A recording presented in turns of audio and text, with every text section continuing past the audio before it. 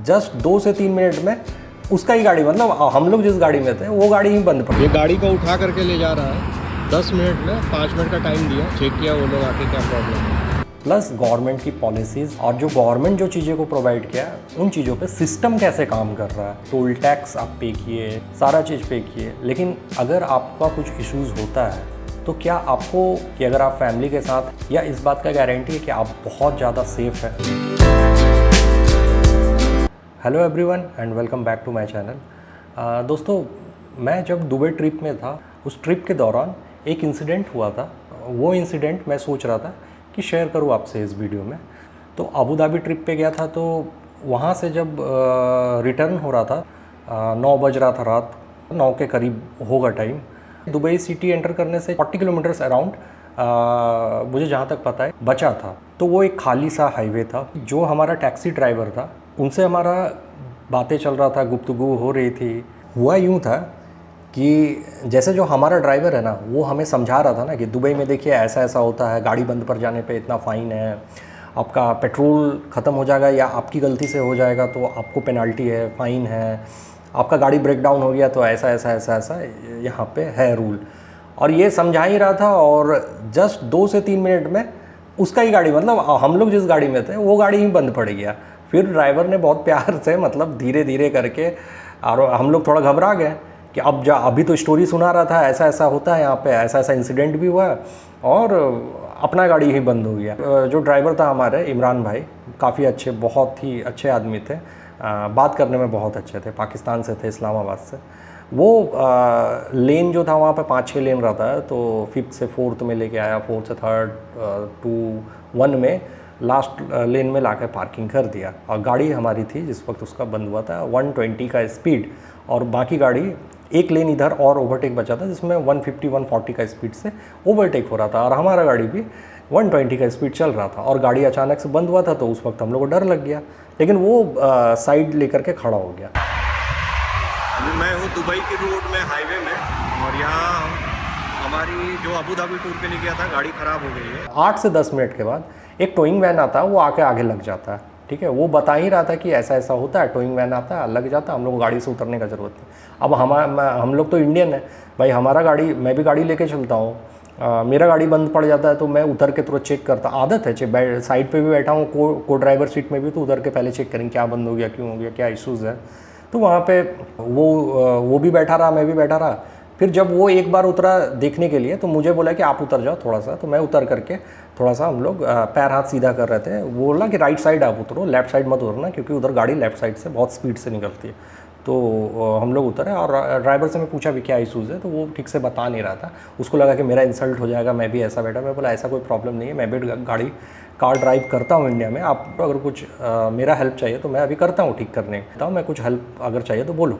तो वो बोला नहीं हम लोग गाड़ी में बैठते हैं, अभी ऐसे रोड पे देखेगा तो हम लोग पे फ़ाइन मार देगा, क्योंकि ये हाईवे है, अबू धाबी दुबई को कनेक्ट करने वाला एक्सप्रेसवे हाईवे है।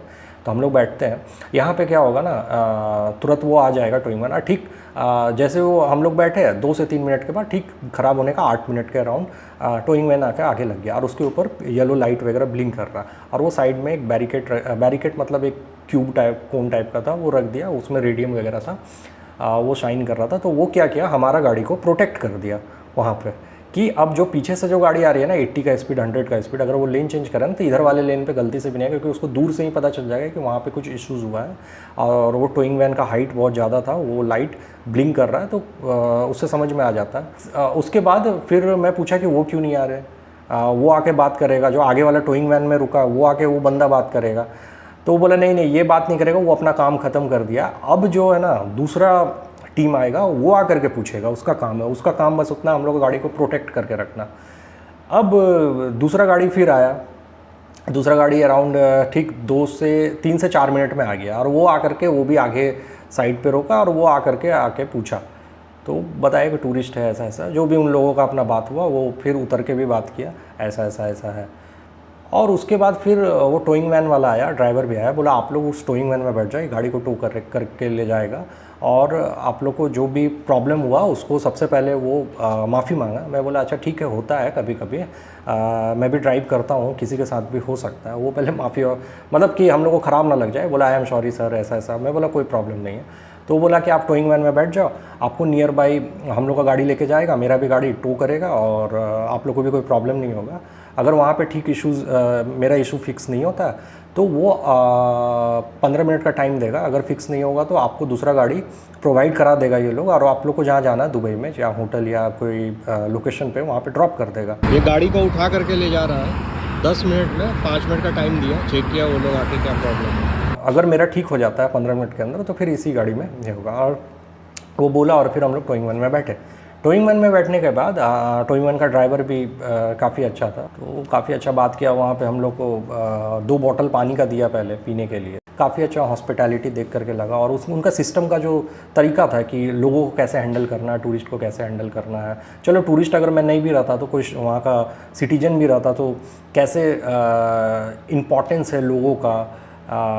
गाड़ी तो ठीक है चलो, लेकिन लोगों का भी होता ना कि एक मेंटल टेंशन ना हो, उस चीज़ों का भी काफ़ी अच्छा से वहाँ पे मतलब वो सब चीज़ें बात कर रहे थे और ये कर रहे थे। तो वो पानी दिया। फिर वहाँ से 4 किलोमीटर के राउंड होगा 3, वहाँ पे नियर बाई एक पेट्रोल पंप था, पेट्रोल स्टेशन, वहाँ पे जाके रोक दिया। वहाँ पे साइड में जाके उन लोग का अपना जो भी था वो गाड़ी वाड़ी चेक कर रहा था, बोनेट वगैरह खोल करके पेट्रोल वाला चेक कर रहा था कि पेट्रोल का तो कुछ कमी नहीं। वो लोग अपना चल रहा था और हम लोग को बोला आपको 15 मिनट दो, आपका दूसरा गाड़ी प्रोवाइड कर देंगे, अगर 15 मिनट के अंदर ठीक हो जाएगा तो इसी गाड़ी से आपको ड्रॉप कर देगा ये। और वहाँ का पेट्रोल स्टेशन काफ़ी अच्छा था, वहाँ पे खाने को रेस्टोरेंट भी था, जो ग्रॉसरी स्टोर्स भी था, मेडिकल का सारा जो भी मेडिकल स्टोर्स वगैरह होते हैं, आपको अगर कुछ चाहिए इमरजेंसी बेसिस पे वो सब भी था। पीने का पानी वगैरह फ्री में मतलब आपको मिल जाएगा, ये सब फैसिलिटीज़ वगैरह था।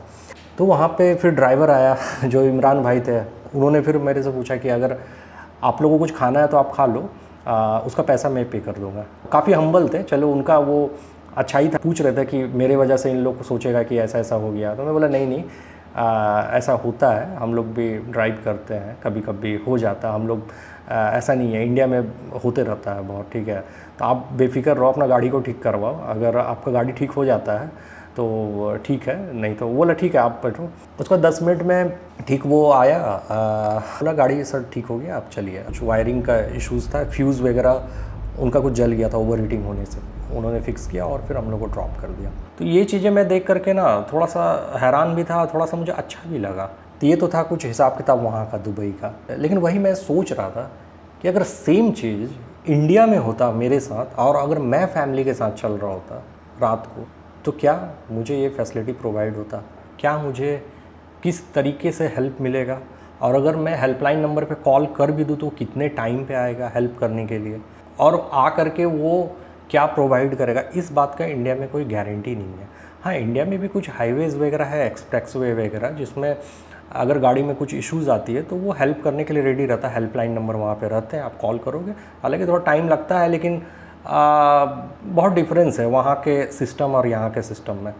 कि why tourist like Dubai, tourist ज़्यादातर मोस्टली पीपल दुबई जाना क्यों चाहते हैं, दुबई, यूरोपियन कंट्रीज़, सिंगापुर, ये सब टाइप की कंट्रीज़ जाना क्यों पसंद करते हैं? क्योंकि वहाँ के ट्रैफिक रूल्स अच्छे हैं, वहाँ पे सेफ्टी है। इससे पता चलता है कि वहाँ पे सेफ्टी की जिम्मेदारी कितनी है। वो गवर्नमेंट हो गया, चाहे पुलिस फोर्स हो गया, चाहे एक टोइंग वैन वाला भी हो गया, चाहे ड्राइवर हो गया, सेफ्टी की जिम्मेदारी खुद पे लेता है। वो एक गाड़ी को गाड़ी की तरह, जैसे हमारे इंडिया में क्या हो गया कि आप, अगर मैं ट्रैफिक का बात करूँ तो रोड पे अगर आप जा रहे हो, रोड क्रॉस कर रहे हो ना, तो एक तो हॉर्न से आप परेशान हो जाओगे, बीच में आ जाओगे तो आपको वो गाली देते हुए जाएगा, मिसबिहेव कुछ ना कुछ तो करेगा। वहाँ पे कि गाड़ियाँ बहुत अच्छे चल रही है, लेकिन गाड़ी में बैठे लोगों का ना एटीट्यूड नहीं है। ईगो प्रॉब्लम इंडिया में बहुत ज़्यादा है। अगर आप पुलिस वाले को भी हेल्प में बुलाओगे ना, तो या कोई भी अगर हेल्प करने भी आएगी आपके पास, सपोज़ आप RSA किए हुए हो या ये किए हो, बहुत सारे इशूज़ आते हैं। मतलब क्योंकि इंडिया में हर हाईवे में फैसिलिटी अवेलेबल नहीं है। हम लोग जितना ज़्यादा इंडिया में टैक्स पे करते हैं, हम लोगों को इंडिया में फैसिलिटी उस लेवल का नहीं मिल पाता। मैं समझ सकता हूँ इंडिया में बहुत सारा चीज़ें हैं, बहुत सारा, मैं वो सब चीज़ें पे बात नहीं कर रहा हूँ, लेकिन फिर भी हम लोग इंडिया में बहुत ज़्यादा टैक्स पे करते हैं। आप अगर कार लेकर के जाते हो, आप अगर कार लेकर के इंडिया के सड़कों पे निकलते हो हाईवे पे, और आप अगर कोलकाता टू दिल्ली आ जाओ या दिल्ली टू मुंबई आ जाओ, उस बीच में आपने कितने टोल टैक्स पे किए, कितने ज़्यादा आपने पेट्रोल में टैक्स पे किए, टोल टैक्स आप पे किए, सारा चीज़ पे किए। लेकिन अगर आपका कुछ इश्यूज़ होता है तो क्या आपको इस बात का गारंटी है कि अगर आप फैमिली के साथ हैं तो आपको तुरंत हेल्प मिल जाएगा, या इस बात का गारंटी है कि आप बहुत ज़्यादा सेफ़ है हर जगह? बस छोटा सा चीज़ है एक, कि कंट्री और सिटी और चीज़ें डेवलप होता है ना, तो सिस्टम से भी होता है। वहाँ का सिस्टम अच्छा है, वहाँ का सिस्टम में जो बैठा है इसका मतलब वो वहाँ पे करप्शन नहीं है। इंडिया में अगर चीज़ें अच्छी नहीं है ना, तो इंडिया में लैक ऑफ करप्शन बहुत ज़्यादा है। मैं बाकी चीज़ों पे अभी नहीं जा रहा हूँ कि पॉलिटिकल सिस्टम क्या, सिविक सेंस क्या है इंडिया में, ये क्या है, ये तो लेकिन एक छोटा सा चीज़ बस मुझे यही समझ में आया कि वहाँ पे अगर वहाँ का चीज़ें डेवलप हो रहा है ना, तो वो लोग फ्यूचर देख रहे हैं और वहाँ पे करप्शन नहीं है। और हम लोगों का चीज़ें में अगर इन्वेस्ट हो रहा है, गवर्नमेंट अगर चाह रही है डेवलप करना, या लोग चाह भी रहा है कि डेवलप होना, तो हमारे चीज़ों में करप्शन है। हम लोग फ्यूचर से ज़्यादा पास्ट को कैलकुलेट करते हैं। ऐसे कंपैरिजन तो बहुत कुछ है, मैं चाहूँ तो बहुत कुछ कर सकता हूँ, और अगर अभी और भी बहुत सारा कंट्री ट्रैवल करना है तो चीज़ें को देख रहा हूँ, बस समझ रहा हूँ। बस ये एक छोटी सी चीज़ें थी, मैं सोचा आपसे शेयर कर दूँ। दुबई में टूरिज़्म इसलिए है ना क्योंकि लोगों का वहाँ रिस्पेक्ट है। रोड चलते लोगों, चाहे आप सड़क भी पार करो, रोड भी पार करो, सामने आपका करोड़ों रुपया की गाड़ी में बैठा हो, चाहे वो गाड़ी 1 करोड़ की हो, 2 करोड़ की हो, लेकिन उसमें एटीट्यूड नहीं है, वो गाड़ी को रोक देगा और आपको रोड से पहले आप रोड क्रॉस करोगे तब। हाँ, इन केस कि एक्सप्रेसवे हाईवे छोड़ करके, इससे ये पता चलता है कि लोगों में पेशेंस कितना है, लोगों में ईगो प्रॉब्लम नहीं है कि मैं एक करोड़ों का गाड़ी चला रहा हूँ और तुमको हॉर्न मार के मैं निकल जाऊँ, अपना दिखावा करूँ कि तुम बीच में कैसे आ सकते हो तुम, मतलब वो एक दादागिरी नहीं है यहाँ पे। 3 चीज़ मैं बोलूँगा, और ज़्यादा टॉपिक पे मैं नहीं जाऊँगा क्योंकि ज़्यादा टॉपिक में जाने से बहुत सारी चीज़ें हैं डिस्कस करने का। क्योंकि मैं यहाँ पे मैं भी ड्राइव करता हूँ गाड़ी, अकेला ड्राइव करता हूँ, लंबा करता हूँ, कभी फैमिली रहता है, तो मेरे माइंड पे भी ये चल रहा था कि कंट्री डेवलप सिर्फ बिल्डिंग बनाने से नहीं होती, रोड बनाने से नहीं होती है, एयरपोर्ट्स बनाने से नहीं होती है। कंट्री डेवलप सिस्टम कितना अच्छा है वहाँ का, लोग की मेंटालिटी कैसी है, लोग की बिहेवियर कैसी है, ये चीज़ें मैटर करता है। प्लस गवर्नमेंट की पॉलिसीज़ और गवर्नमेंट किस तरीके से चीज़ें को ना प्रोवाइड किया हुआ है, और जो गवर्नमेंट जो चीज़ें को प्रोवाइड किया है उन चीज़ों पे सिस्टम कैसे काम कर रहा है, और वो सिस्टम में जो लोग बैठे हुए हैं वहाँ पे बैठे हुए लोग का मेंटालिटी कैसी है। रीज़न बस ये है। अगर ये तीन चीज़ वहाँ पे मुझे अच्छा लगा जो अपने एक्सपीरियंस है, और इंडिया में ये 3 चीज़ का प्रॉब्लम है। बस ये 3 चीज़ जहाँ पे अच्छा रहेगा वो कंट्री ऑटोमेटिक डेवलप करेगा और अच्छा रहेगा। सो ये तो था कुछ चीज़ें मैं सोचा आपसे शेयर करूँ। बस that's it for this video. अगर आप चैनल पे नए हैं तो मेरे चैनल को सब्सक्राइब जरूर कर दें और वीडियो को लाइक ज़रूर कर दें। सो आपसे मिलता हूँ किसी नेक्स्ट वीडियो में।